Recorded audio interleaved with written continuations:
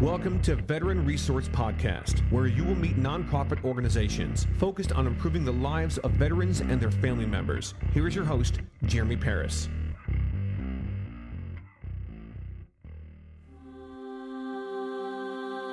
Welcome to the VAP family of podcasts.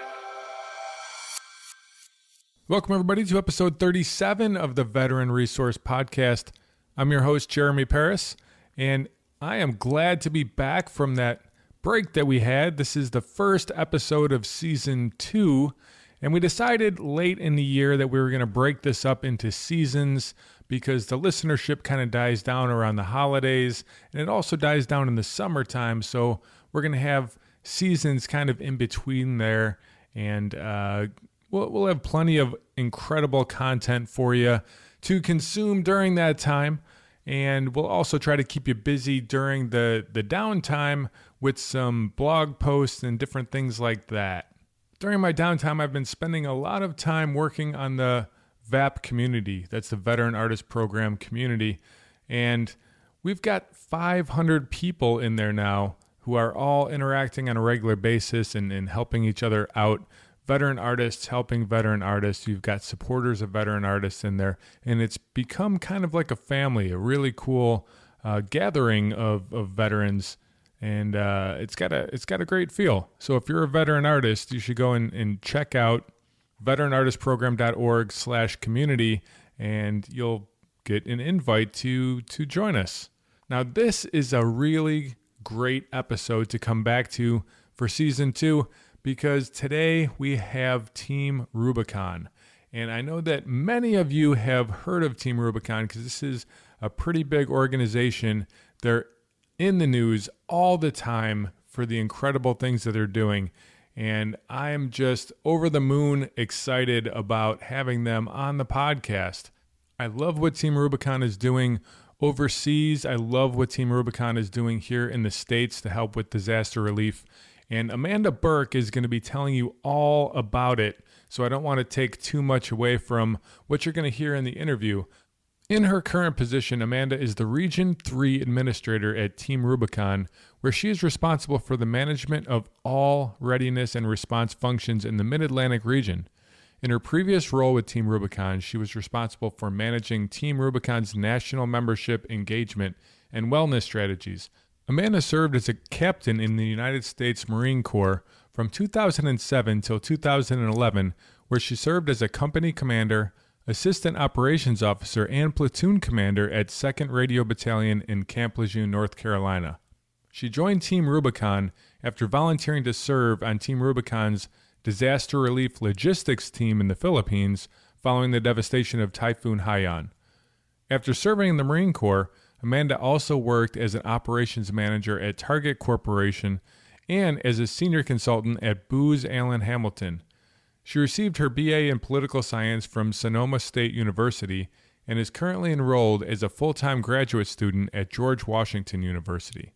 I know you're going to love this episode, and let's jump right into it. Amanda, welcome to the Veteran Resource Podcast. How are you doing today? I'm good. How are you? I'm doing outstanding.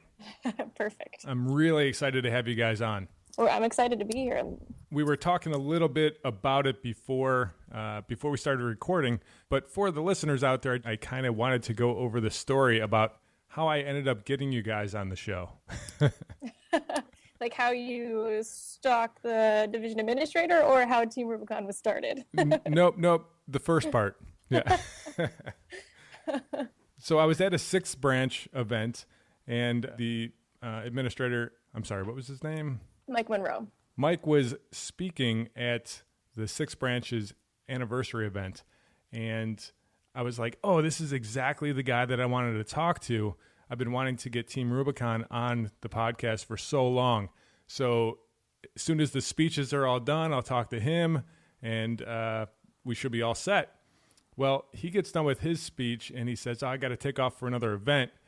And so more speeches are going on, and he walks outside and starts taking off. And I chased after him outside to flag him down to ask him if he could be on the show. And he probably thought, who is this guy trying to get my attention? But luckily it worked, and he put me in contact with you, and now you're here. Yep, absolutely. So let's get started here. How about a brief description of Team Rubicon? All right, well, the quick elevator pitch is Team Rubicon. We are a disaster response organization, and we unite the skills and experiences of military veterans with first responders to rapidly deploy emergency response teams. We deploy internationally and domestically, and our skill sets and capabilities that we bring during disaster responses varies based on size, complexity, and where they are. Gotcha. And we're going to do a very deep dive into the organization in just a bit. But before we do that, I kind of wanted to get a little bit of background on you. Amanda, can you tell me a little bit about yourself kind of leading up to Team Rubicon? Yeah, absolutely. So I was in the Marine Corps for 6 years total. I did 4 years active and 2 years reserve. When I got out of the military, I did the typical, I got a really good job with a great company, and it just wasn't enough for me.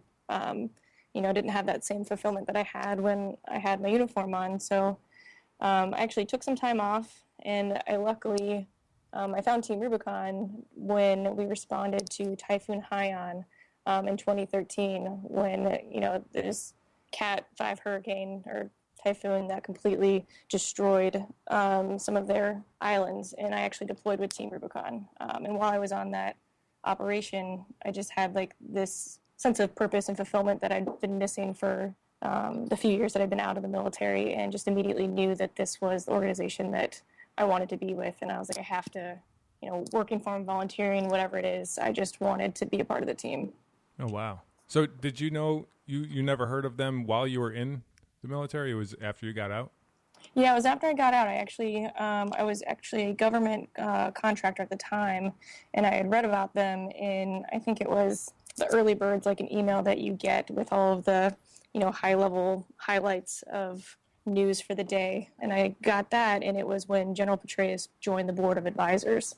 And that was, I think, 2012, late 2012 or early 2013 when I saw that. So I'd heard of them.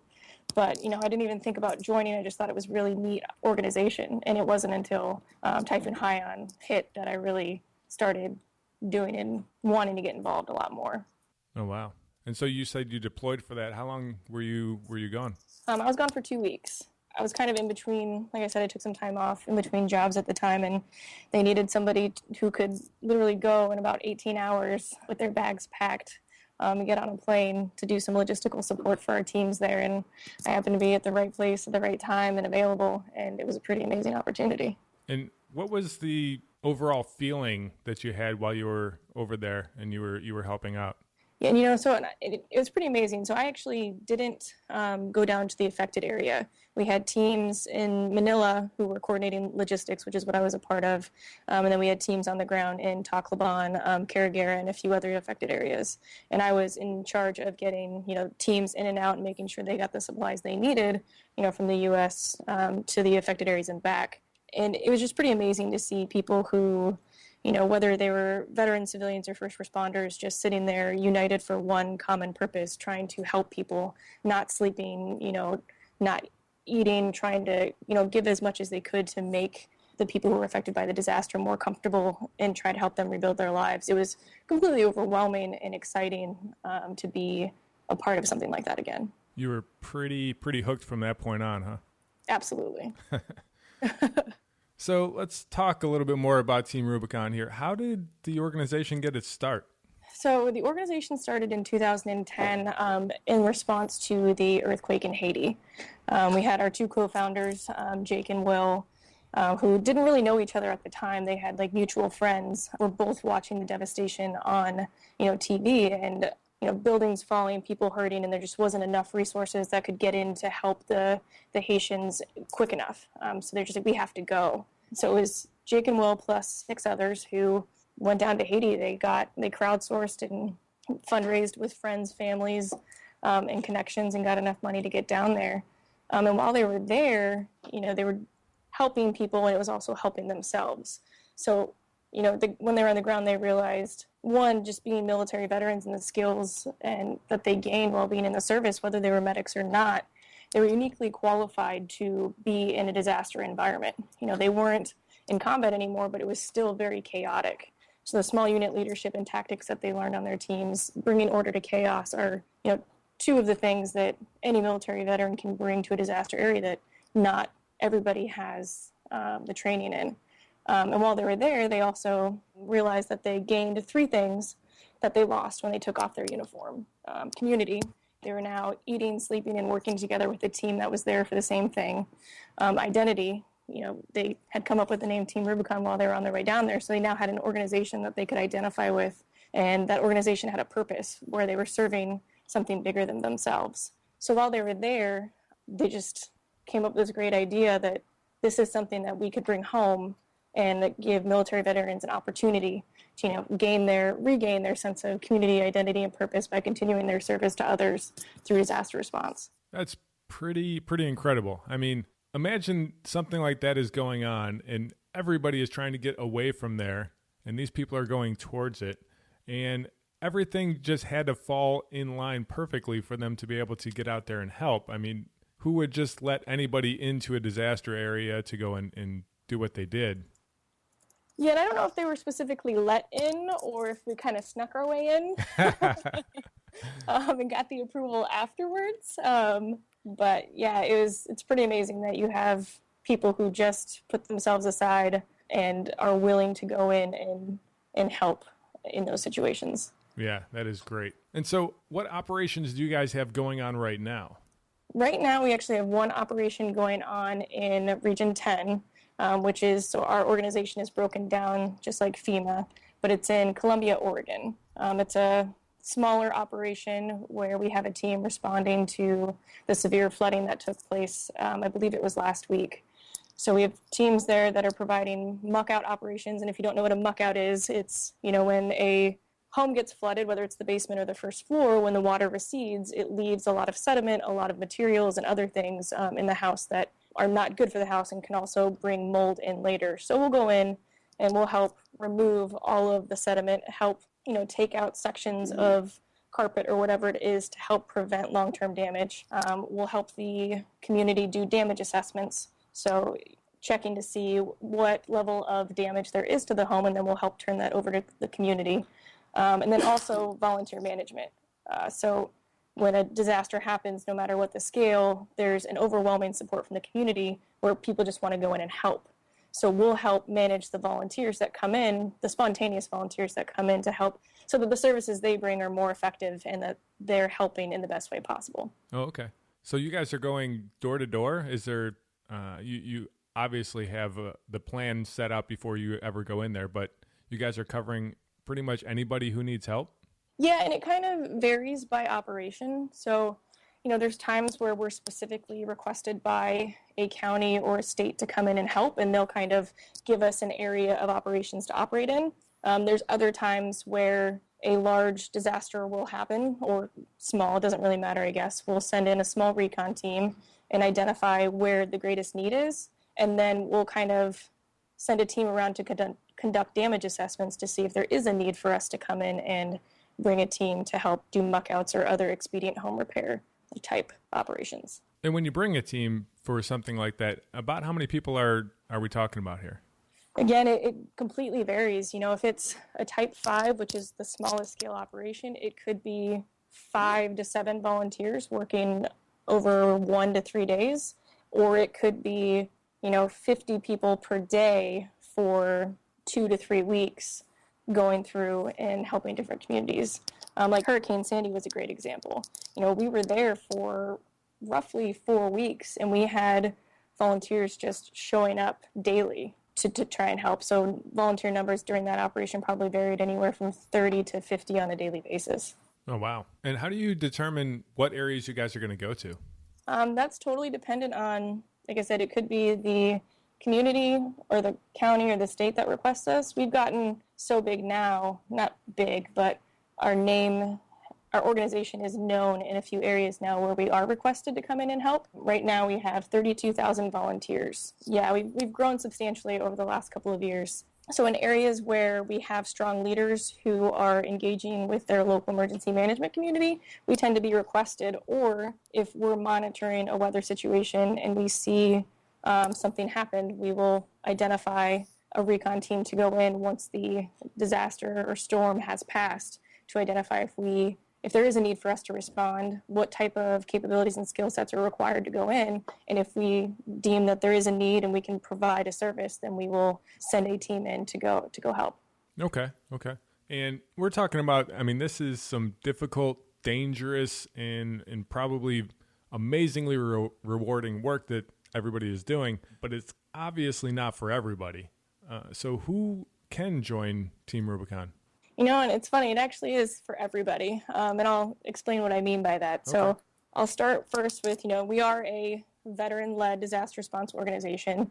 But in our mission statement, we unite the skills and experiences of military veterans with first responders to rapidly deploy an emergency response team. So our volunteer base is mostly made up of veterans. It's about 80%. We have about 15% first responders, and then we have about 5% civilians. So really anybody can come in and join Team Rubicon. It's really all about serving communities that are affected by disasters and wanting to help. And with that, the skill sets vary anywhere from strenuous activity where it's, knocking down a home or going in and removing debris, or it can be helping us at the volunteer reception center, managing where those volunteers go, or it can be technology related or logistics. So you could be, if you're physically limited in any way, we will find something for you to do that will be, dedicated to making the mission better.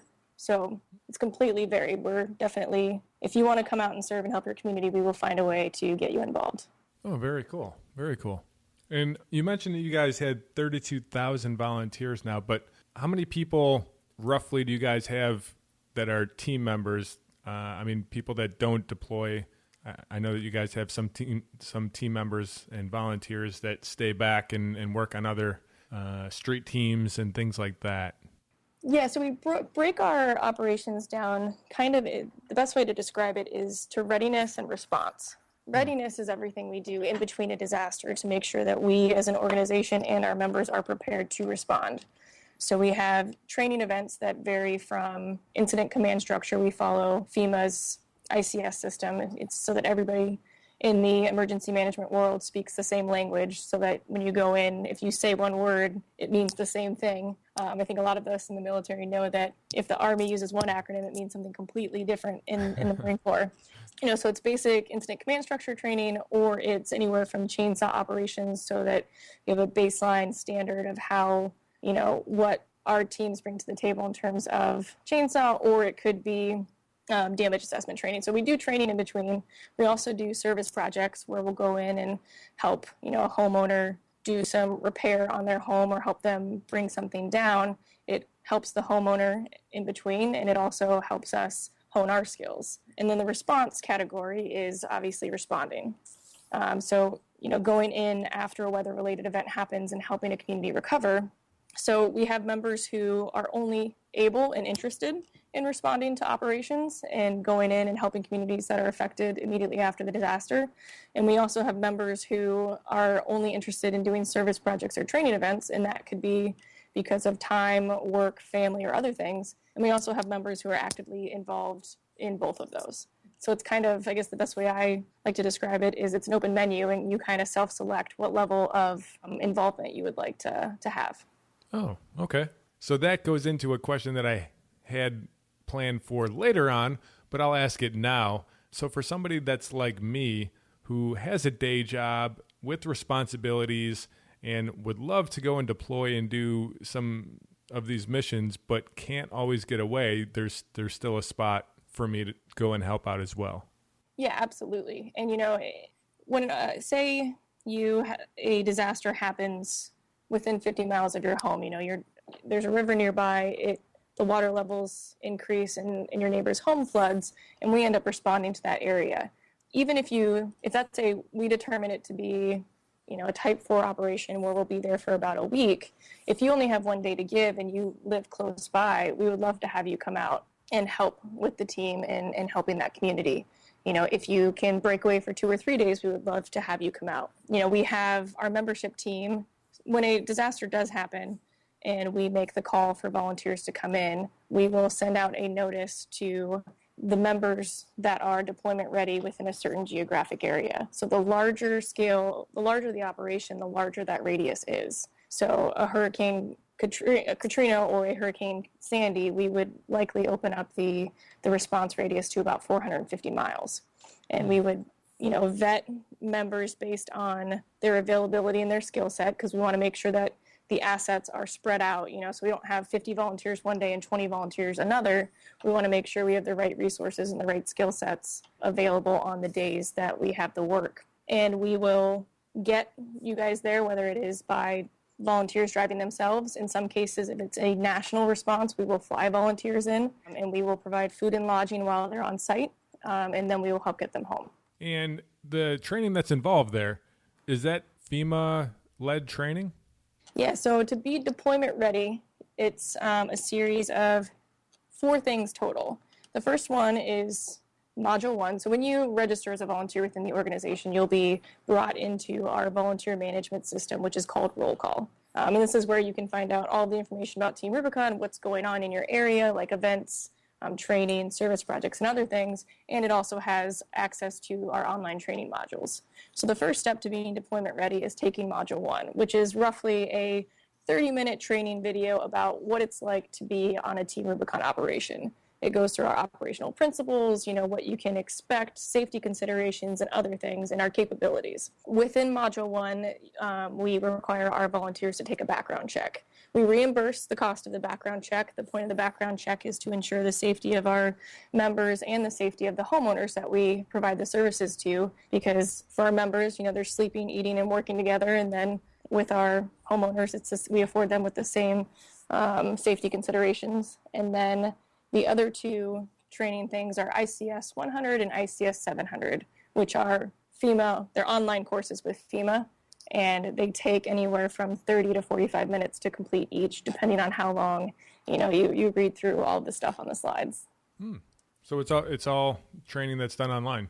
Yep. The initial deployment, once you've done those 4 things, you are deployment ready, and all that training is online. And it can take anywhere I've had, volunteers take an hour and a half to complete all of it, to anywhere from an hour and a half to 3 hours, depending on how detailed you get into the information in the training.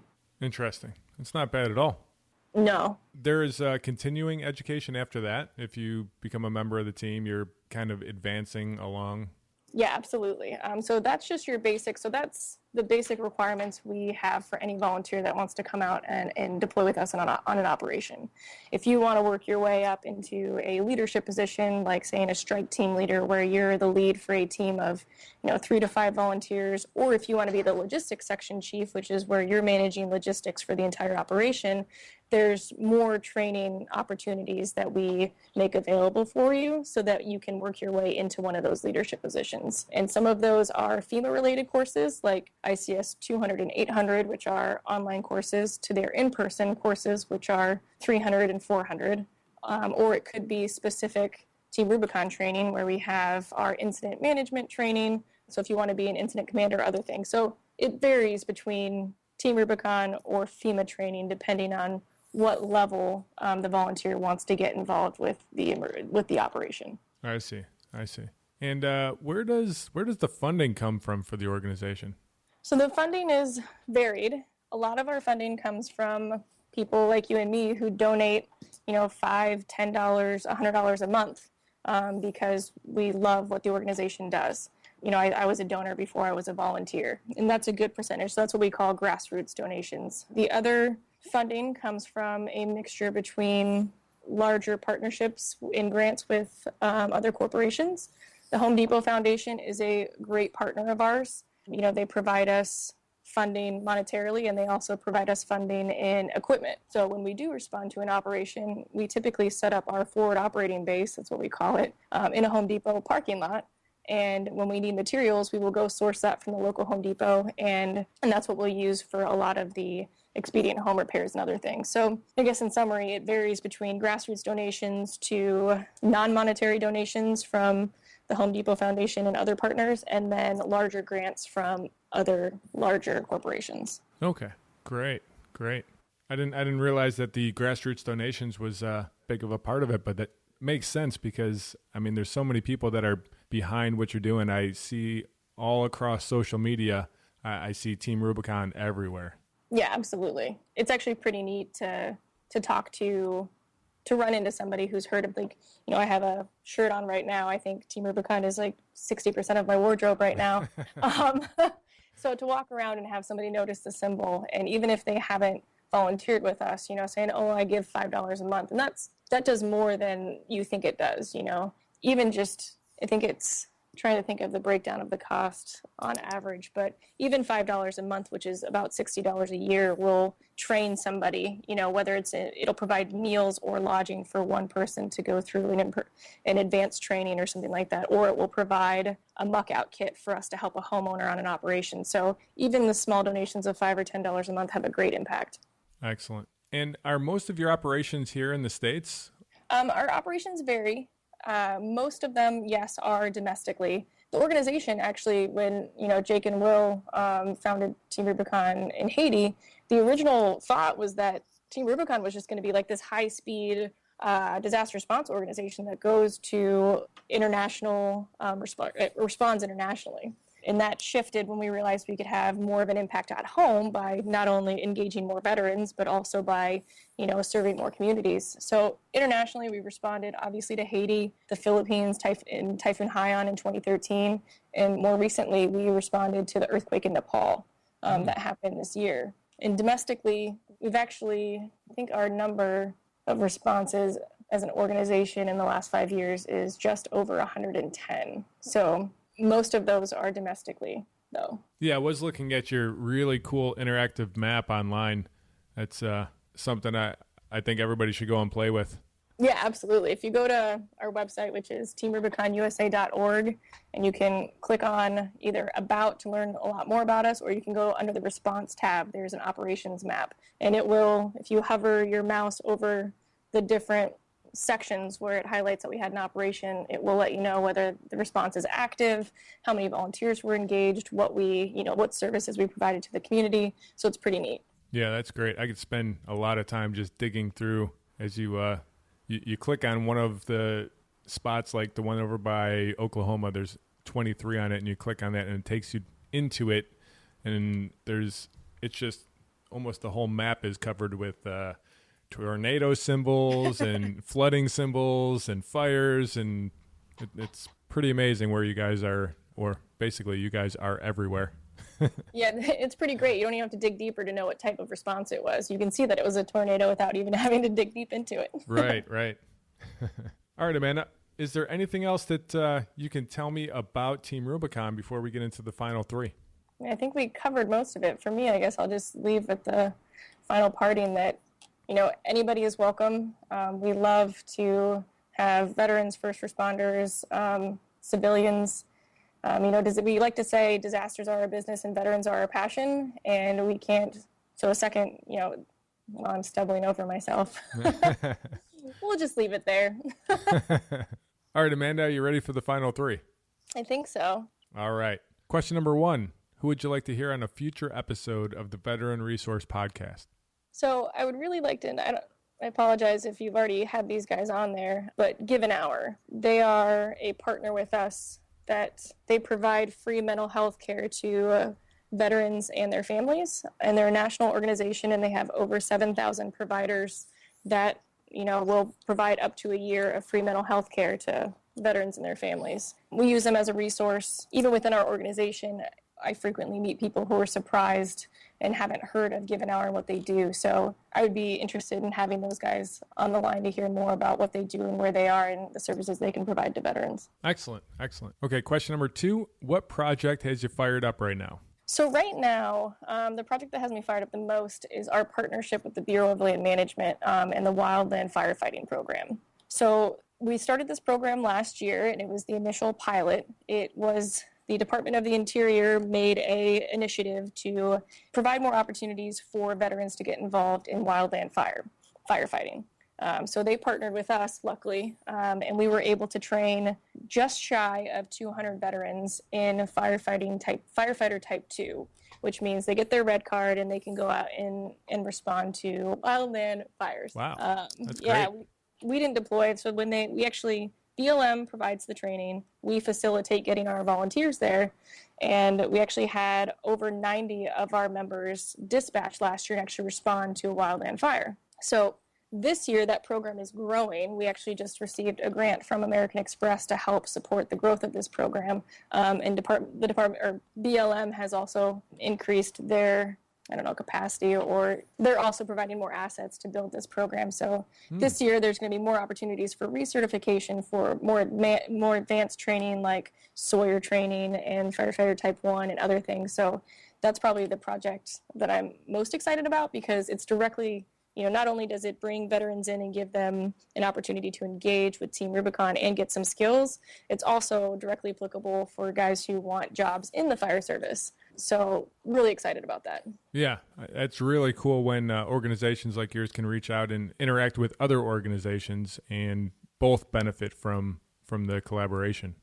Yeah, absolutely. And we're going to have our first training in 2016 in January in California. So really excited to see where it goes. Nice. California could definitely use it. Yes, absolutely. Okay, final question. This is the brain stretcher. All right. If you woke up tomorrow and you found out that somebody made an anonymous donation of $10 million to your organization, what would you do with it? It's a great question. And honestly, I think I would use that money to invest in more opportunities for training and engagement. Right now we have 32,000 volunteers, and I don't think we have enough opportunities to get all of our volunteers involved and get them the training that they want and need to get out to, operations and other things. So whether that is staffing within, the state level or whatever that might be, I would just invest that money to specifically target more opportunities for training and engagement. Excellent. Well, thank you so much, Amanda, for being on the show. I've learned a lot about Team Rubicon, and I'm sure that the listeners did also. And I really think that you're going to have a lot of people that are listening to the show that are going to want to get involved in one way or another. And so for those people, and for anybody that might want to send donations your way or want to sign up for volunteering, what is the best way for them to get in contact? So the best way to get in contact with us is www.teamrubiconusa.org. You can click on Join the Team, you can click on Donate, or you can follow us on Facebook or Twitter. Just type in Team Rubicon and we'll come up, and that's the best way to directly connect with us. Outstanding. Again, thank you so much for coming on to the show. No worries. Thanks for having me. It was great. All right. You have a great one. You too.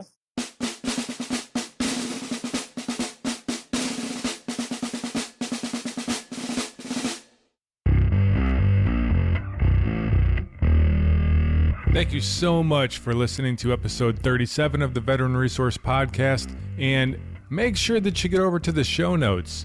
Just go to veteranpodcast.com/037, and you're going to find all of the information about Team Rubicon and be able to get plugged in.